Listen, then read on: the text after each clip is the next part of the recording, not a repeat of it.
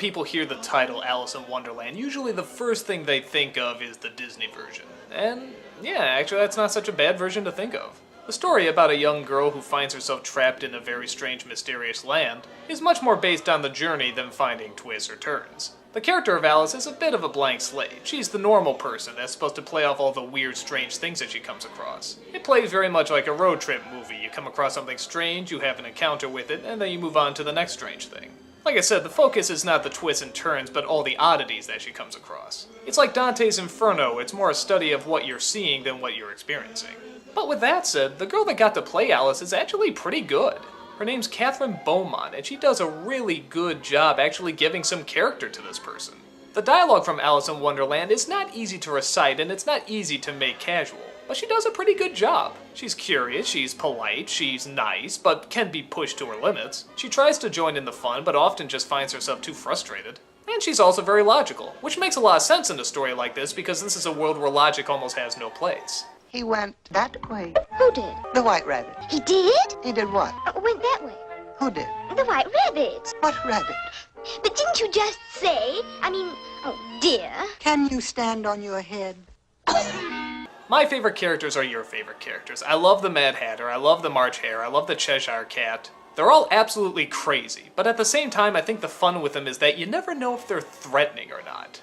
Their mood swings are just so fast and you never know if something really dangerous is going to happen or if they're just playing along. Half the time I don't even think they know. You may have noticed that I'm not all there myself. The Queen is one of my favorite funny villains. Actually, watching her again, I realized I actually did take a lot of the nostalgia critic from this character. Just how quickly she can turn from calm and collected to just screaming like a little child. I really do love pathetic, whiny brats in a grown-up body, but somehow have a ton of power.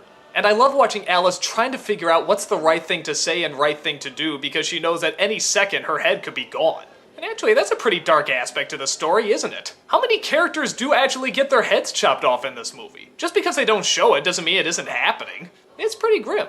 Wonderland itself is very different from other interpretations. It doesn't have a bright, colorful background, it's very black. Most of the backgrounds are black. But that's always great because when color does come in, it's always bright, it's always clashing, and it always pops. Some people have problems that they cut out too much from the original books, and, well, it's a Disney film, and an animated one at that. You sort of have to get whatever you're given.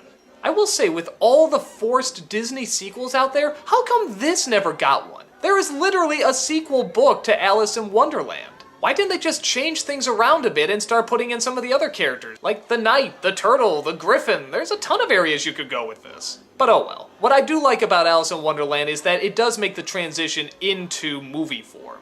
That's the trap I think a lot of other movie versions fall into, is that they try to follow the book a little too closely. Ironically, with the Tim Burton one, I don't think they followed it enough, but I've complained about that enough before. Alice in Wonderland is creative, it looks great, it's a wonderful journey movie, and the majority of it works because the main character is just so likable. I have very few complaints about it, except honestly, I would have liked to have seen more.